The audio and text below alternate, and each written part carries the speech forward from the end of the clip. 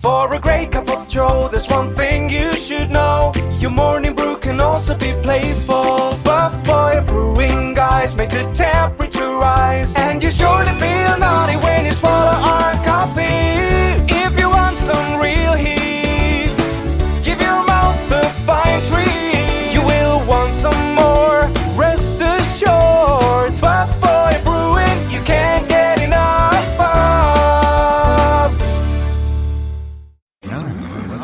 It's time for The Scribble, your weekly fix of celebrity chats, bizarre stories in the news, and basic random chatter with best-selling author and syndicated radio host Jeremy Bradley. Make sure your seat is in the upright and locked position and your barf bag is securely in place. Here's Jeremy Bradley. Thank you very much, Larson. Jeremy Bradley here. This is The Scribble. Thanks for tuning in at thescribbleshow.com and really anywhere else you listen to your podcasts and get them. I appreciate your time. Bottom line is you found us, and that's what matters. You know, now that summer's over, and I've said this before, the gloom and doom of fall is setting in. Now, I've got to say, we went most of the summer where I live without rain. So that's great when you're wanting to do things outdoors, right? Walking the dogs, tanning in the yard, stuff like that. And then after Labor Day, you're kind of like, hey, if the weather stays warm, this is great, right? Like, you kind of want that final stretch of summer. Wouldn't you know it? The last, Labor Day weekend, and then, this week basically, rain. We had a nice hot day on Thursday, but again, the day started out pouring down rain. So, fingers crossed that this weekend will be nice. And where I'm from in Manitoba, there's a provincial election on Tuesday. So depending on when you're listening to this, we might have already voted or we might not have. And they always say that, weather affects whether people get out and vote. And I sit there going, unless you, and I'm not making light of a hurricane, don't get me wrong, but, unless there's a hurricane or tornado or something like that, if a little bit of rain is going to stop you from voting, like, I understand it's going to stop you from going to the store and buying whatever, that pack of cigarettes. Well, no, it probably wouldn't stop a smoker, but, buying that bag of chips or something. Right, sure, a little bit of rain might stop you there. But think about voting. And again, I'm not one of those people who preaches and is like, voting is your fundamental right, and you should be proud to do it, and it's, it's a privilege, and it's blah, blah, blah. I'm not like that. I just think that if you're going to use an excuse, if the weather's bad, that's an excuse to call in sick for work or school or something like that. But, God, I'm talking about election like I'm an American or something, just go vote. It's the right thing to do, right? And I guess that's the issue these days, though, too, is that if you're like my dad, you have that opinion that, well, they're all liars, they're all crooks, they're all whatever, so what's the use, right? Anyway, but that's the thing, is that you can't bitch for the next 4 years or however many years if you didn't get out and vote yourself. That's, I guess, the bottom line. So I've also spent a lot of time traveling over the past couple of weeks, and so I know that I've shared some of these random travel stories with you before, but I'm going to unload on you about going on an airplane, and even just the entire experience of going to the airport. The security lineup, waiting in the boarding lounge, getting on the plane, all those typical things. And I actually thought of writing a book that you read this as you're waiting in line at security. So it's almost kind of narrating exactly what you are doing, because we kind of all go through the same thing, right? And so I'll tell you some of my travel annoyances. Like I said, I know I did this, I don't even know how many months or a year or so ago on the show, but it's reminiscent because I've taken, 3-4 trips in the past couple of weeks, and, I like getting away, but if I could just like teleport myself, just go from one place to the next without having to, then I'm good. So those travel stories are coming up. Actually, we're going to take a break, and I'm just looking here. I've been in this studio. We've been doing radio shows and podcasts in this studio for, I don't even know how long, 10 years or so. There's a red light blinking on the soundboard that I can see. I've never seen it blink before, so I'm just looking at my friends across the way here who sort of do the controlling and the monitoring of this stuff. We are on the air. We're not doing radio. We're doing podcast. All right, so we're okay. Whatever. If you can't hear me, well, screw it. Anyway, when we come back, some of my travel gripes and stories right here on The Scribble. Who are the Kardashians feuding with now? What did that little thug Justin Bieber do this time? Who's getting hitched? And who's headed for Splitsville? Hear the latest celebrity news and gossip every day on Entertainment Wrap-Up. The good, the bad, the ugly, but mostly the ridiculously hilarious. It's all recapped in this daily segment at entertainmentwrapup.com. Have a laugh at the expense of the rich and famous when they take themselves way too seriously. It's 3 minutes of time-wasting fun at entertainmentwrapup.com. Check out Entertainment Wrap-Up at entertainmentwrapup.com. Brought to you by Speak Free Books. Isn't it crazy that you wait for payday, but before you know it, you're strapped for cash again? It's time to stop blowing your money and become a smart spender with the book, The Official Guide to Being an American Cheapskate at cheapskatebook.com. Learn simple ways to cut costs at home every day and during special times of the year. Don't go broke at Christmas. Don't remortgage the house for a fancy vacation. The book is filled with tips to save you money throughout the year. Check out the best-selling book, The Official Guide to Being an American Cheapskate at cheapskatebook.com or on Amazon and iTunes. JB here on the Scribble. Did we get like a new computer system or sound thing? Like things don't... Okay, I know I'm supposed to talk about those travel things, but I've expressed myself on this show how I hate getting like a new computer, I hate getting a new phone, I hate getting all that stuff just because you have to set everything up all over again. Something just doesn't seem right here, and I can't quite put my finger... I'm looking around going, something is different. I see there is a red light blinking. I know that I've never seen that out of the corner of my eye before, but apparently that's okay. I was told, by the way, listeners, I was told that that's fine.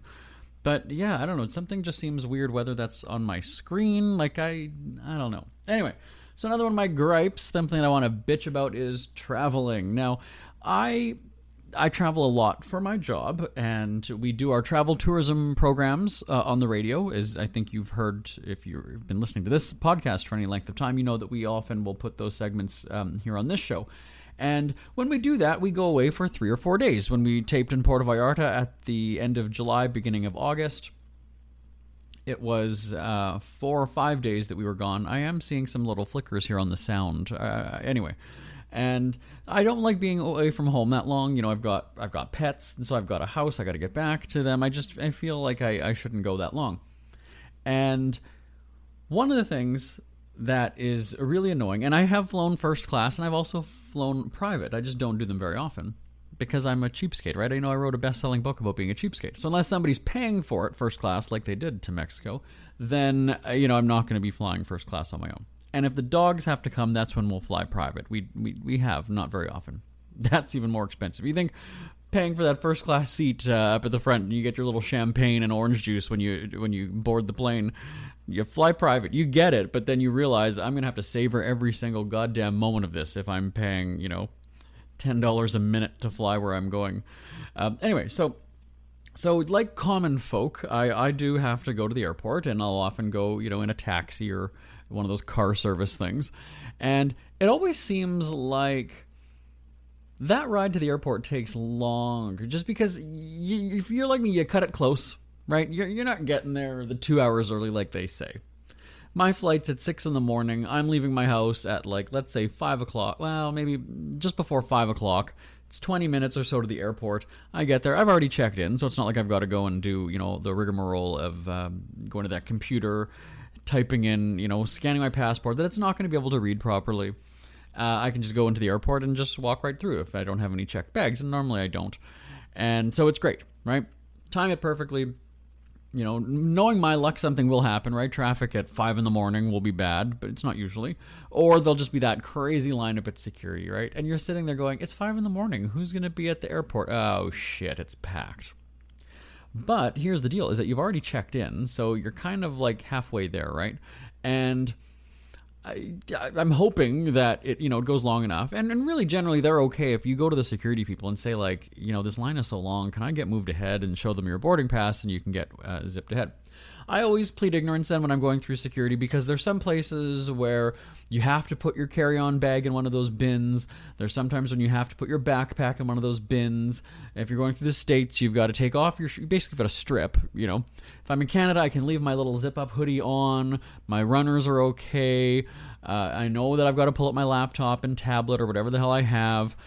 And it's interesting, too, how sometimes again, if I've got my 3 Blackberries, 3 phones that I have, if I've got again, depending on who's going on the trip, sometimes I have to carry some audio equipment with me. So it's really interesting to see how some airports that sets off the X-ray thing, right? They'll your bag comes out and then all of a sudden it goes right back into the X-ray, and you're like, oh, here we go. Okay, yeah, I know exactly what it was. It's going to be this wireless microphone that I have that's going to set it off. I was surprised one time when it was 2 novels. 2 novels. Had them open up my bag, and then the girl had to go over to the person who's sitting at the little screen watching it and show, okay, it's just 2 novels, and then put it, and then you can never pack your bag the exact same way. Once they've started poking through, right, they'll let you do it as a courtesy, or I'll just say, I got it, don't worry about it. But you can't pack it the same way that you did it at home, so that's a given. And I always plead ignorance too, like, oh, do you need my passport? Can I keep my ring on? Is it okay? Is that all right? Because you want to seem innocent, right? I don't want to seem suspicious, right? And then if you're going through, so once you've gone through, I always do that. I check my pockets, even though I know that I don't have anything in my pockets. I still pat myself down, going, nope, I'm good. Walk through. There's that 50-50 shot. You're going to set off the alarm as a random search, and then you get the option of the pat down, or let's just do the X-ray so we can see through your clothes. And depending on if the person's hot or not, I'll go for the pat down. Why not? And then they say it's okay. And if you're going through customs, so now I'm splitting it up into 2 different things here, right? You can go through customs, where again I always sort of do that. Like, I don't know what you're going to ask me. I know what's the reason for the trip. I know you're going to ask me that. But I always sort of pause because I feel like it's sort of playing that game. If I answer right away, do I look suspicious? Do I sound suspicious? Or are you carrying anything over 10 grand? And I always say, like, over 10. Oh, no. Right. Again, but these are the same questions I get asked over and over again. So it was interesting when I started doing radio, though. The first couple times when I was flying to Los Angeles, now I just spend a lot of time there depending on the time of the year. But I'm very young looking. I'm 37 years old. People say, oh, you're mid-20s. I'm like, yeah, thanks. I realize that it's a compliment, but it's also a curse because I'll go and say, oh, I'm going to a red carpet event. Oh, I'm going to Betty White's birthday. Oh, I'm doing this. And, I look like I'm somebody's kid, right? And so they're like, you're going to a red carpet event? I'm like, yeah, I'm an entertainment reporter. I'm doing it. I'll even pull out the emails from, publicists or whatever. I'll open up the website on my phone where we've got pictures of me on red carpets and things like that. Like, if I'm going to go to that extreme to lie and tell you that I'm that, like, that's dedication to my lie, isn't it? Right? Like, if I'm really playing the part then, if I'm going to have an entire website designed, and any of these audio clips you can click on and hear me talking to Dolly Parton or Donald Trump or whoever it is. So if I'm going to go to that extreme, that's dedication to my deceit, let's say. So now I don't know if they put something in your file when you go through and they scan your passport. Maybe it does say, yeah, entertainment reporter, we've checked them out before. And so I generally get through pretty quickly. And then you get to the boarding lounge, right? You hustle. You find out, generally you're going to have people that have their bags on their seats, so you can't find a place to sit because their bags are more important than you. And again, if you're like most travelers, you're going to be looking for an outlet to plug in your phone. You got to charge that before you get on the plane, even though you're probably not going to be using it. I guess you could if you're going to be watching a movie or playing games or something like that. And back in the day, before they had electrical outlets everywhere, that was the one funny thing, was that you'd see all these people like looking behind couches and planters and everything, trying to find an outlet to plug in their phone. But now there's those stations everywhere. You'll have the one person who's probably got 3 or 4 things plugged in, so they're hogging the entire dock, or whatever they're called. And everybody's just, got their head down. And then you zone 1, 2, 3, 4, 5. Generally, there'll be, that line of 20-some people. If you're not first class and you've got to wait with the common folk, you're going to be standing in that crush of people. They're going to, page you, and then you wonder, oh, crap, what happened? What did I do? Am I not allowed to board? What's the issue? And meanwhile, they just wanted to tell you, oh, hey, by the way, we had a whiny couple that wants to sit beside each other, so are you okay to move seats? Right? That happens sometimes. And yeah, I just find that that's also the longest wait. Like, you have me get there so early, and the times when I do, I end up having to sit there and twiddle my thumbs. So, that's great. I'm not going to go to the overpriced stores. I was reading something online the other day that says, like, airports are designed a certain way so that they get the most money out of you, that, the stores often will have open, windows, or windows that view it out to the, the runways, the tarmac, because it just gives you a sense of comfort that you can still see the planes that you're going to be getting on and know that they haven't left without you. And I'm just like, is there really that much psychology or something when it comes to being at the airport? Because here's the deal. No matter how much I want to have a bag of chips, I'm not paying $3 for a little. Like, there's just some things that I won't do, right? Now, if it's a good, wine or a cheese platter, okay, I might do that, which is what I did the other day. $33 for a glass of wine and a cheese platter. I had a $15 glass of wine, but I was also just in a mood. I had a long work day. I earned it at that point. So, you're going through the boarding lounge. You're waiting for your zone to be called. Then you go on the plane, and if you're like, I usually like to be one of the last people to get on, because this is where I become a dick. I have the window seat generally all the time, and so that person who's either the seat beside you, or if you're in a row of three, the person on the aisle is sitting there going, yeah, I get the whole row to myself. Okay, well, I'll take the window seat then. And it's happened before. They'll think that everybody's on the plane, and they'll go and take your window seat. And here I come, and they're looking up at you going, oh, you're not sitting, this guy's not in this row, is he? He's not in my row. Ah, crap. And that's when I'll be like, oh, sorry, I think you're in my seat here. And then you'll have the people who just don't know how to read those signs that, like, A is the window or the aisle or whatever it is, and B is this one. And it's like, yeah, that's my seat, thanks. And no, I do want that. That's why I picked that one. So go ahead, shuffle over, move your things, move your crap. And then you have the people who then, like, sort of take over that middle seat if it is just the two of you. That happened the other day with me, where the woman was late on the plane, getting onto the plane, and then just as she was getting settled, she's, like, taking everything out of her bag, and she's, like, huffing and puffing.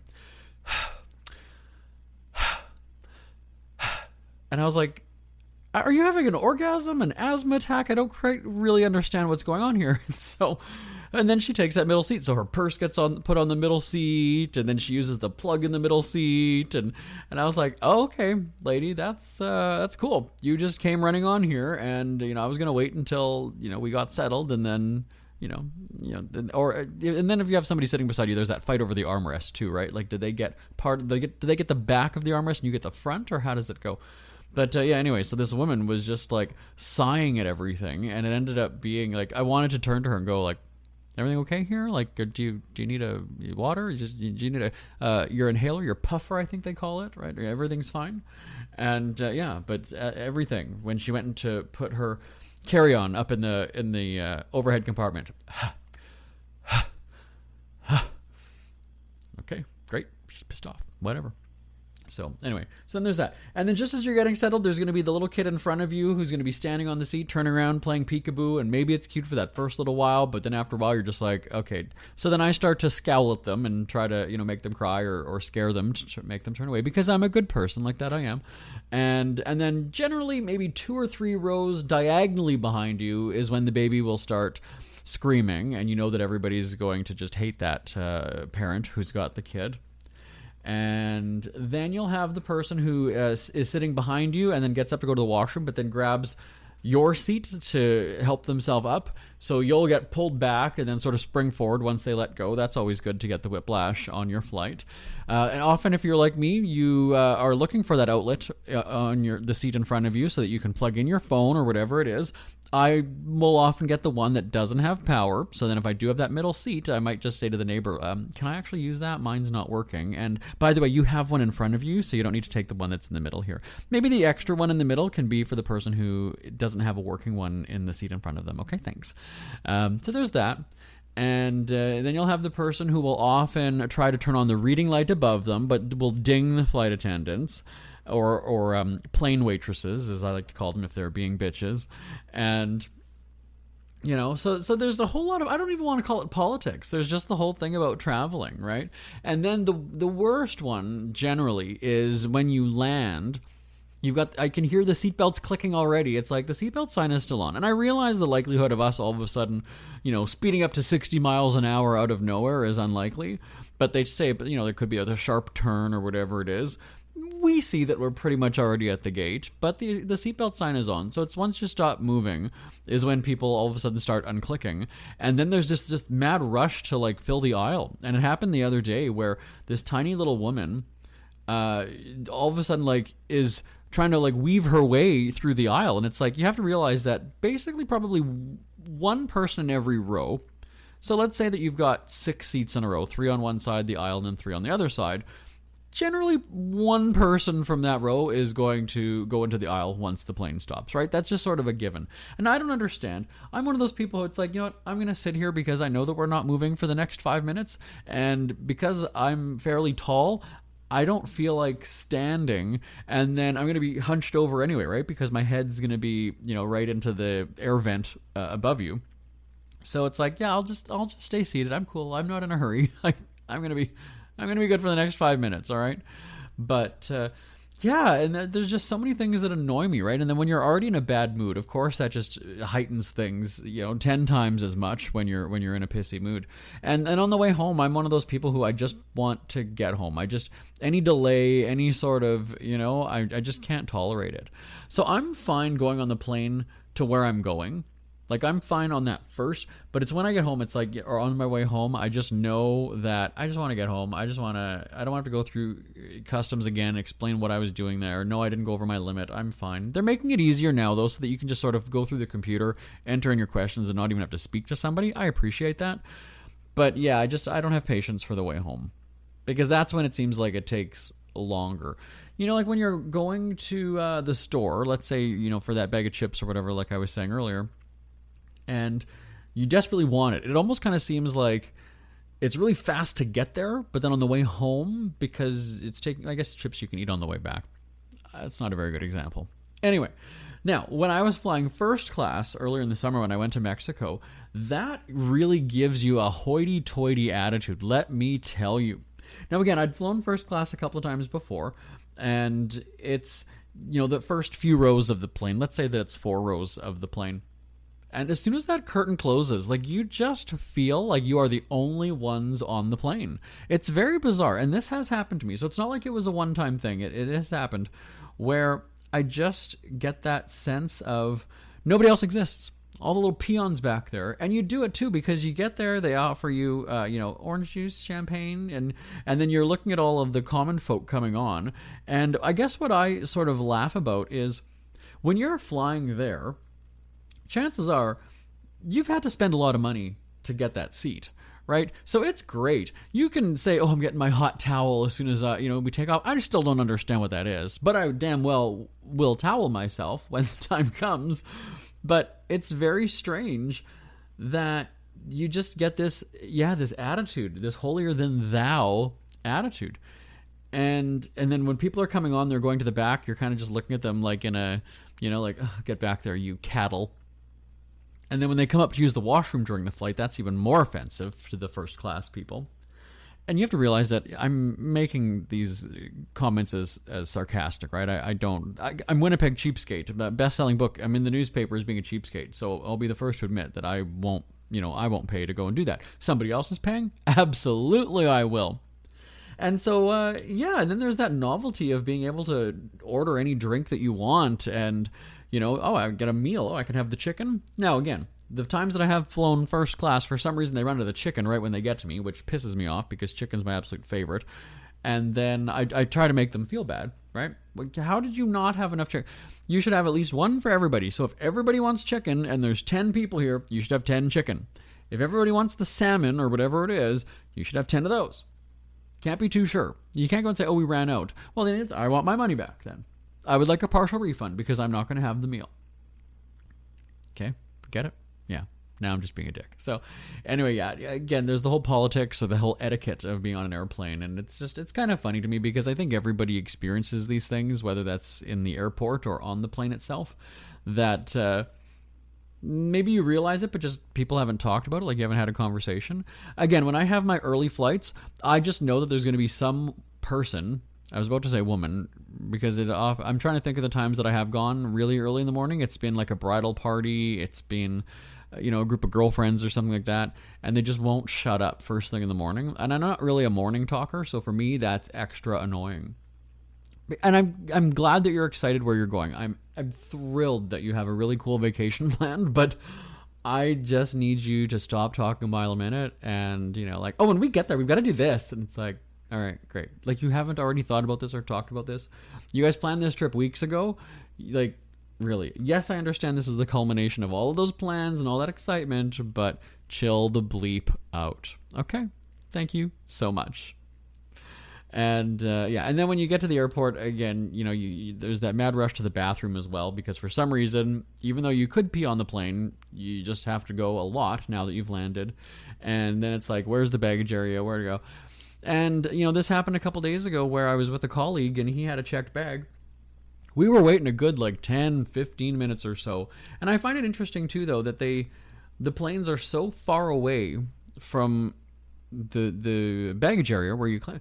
No wonder it takes forever. These things are they need a passport just to come to where we are now because they've had to travel so far. I don't understand that. I think it was the Calgary airport where we got off the plane and you end up having to walk a good 2 miles to where you're going. And that to me is also very bizarre.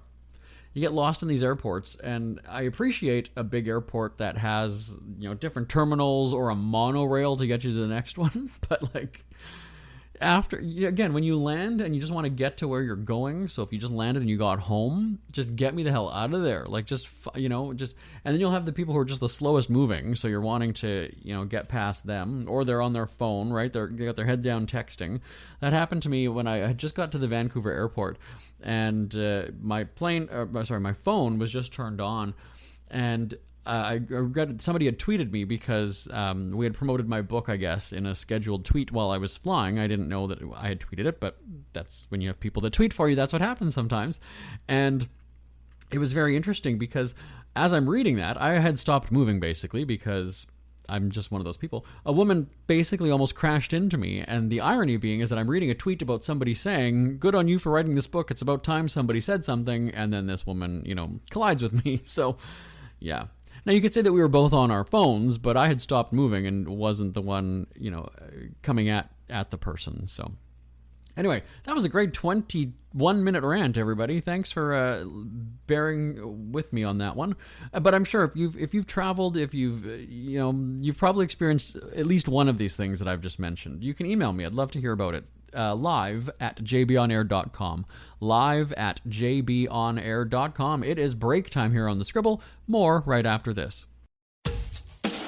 Ever had something to get off your chest but never had the balls to say it? That's a load of crap. Speak Free with JB.com is exactly what you've been waiting for. Your chance to tell it like it is and not care what anybody else thinks. Have your say on issues of the day. Join newspaper and radio columnist Jeremy Bradley as he tells it like it is. Hundreds of thousands of people have stopped by, including some well-known celebrities who have had a chat with JB and speak candidly about what's really going on in the world. You can join them too.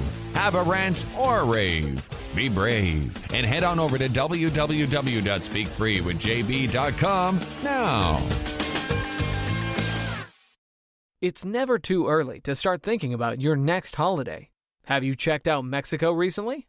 From tequila tasting, swimming with horses, to ziplining through the jungle and watching whales and dolphins in their natural habitat, Puerto Vallarta has it all. Visit mexico.jbonair.com to see all the fun PV has to offer.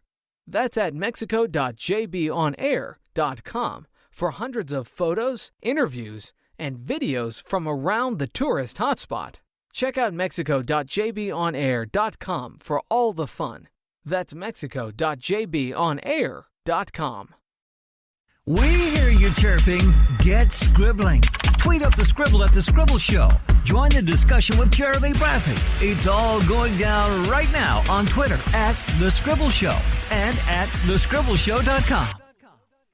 There we go. And, I'm already told that we're basically out of time. Essentially, that's what happened here. So that was my plan today, was to go on a rant about travel. Ended up being mostly about flights. But, again, I have a lot to say when it comes to things like that.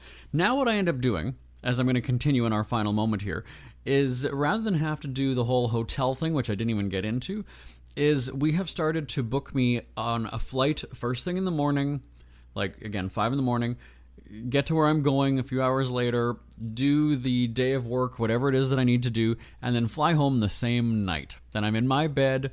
I'm extra exhausted from the travel, so I crash hard, sleep, and then I'm good. I don't have to worry about commuting from the airport now to the hotel and checking in and not getting a good sleep because it's not my bed and then going and doing whatever.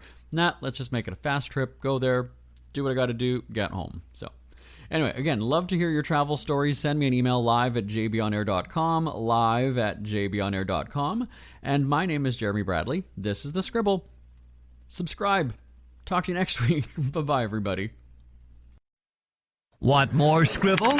Check out thescribbleshow.com for past shows, celebrity interviews, cheapskate tips, and more. That's at thescribbleshow.com and on Twitter at The Scribble Show. The Scribble is a speak-free media presentation. If you want some real heat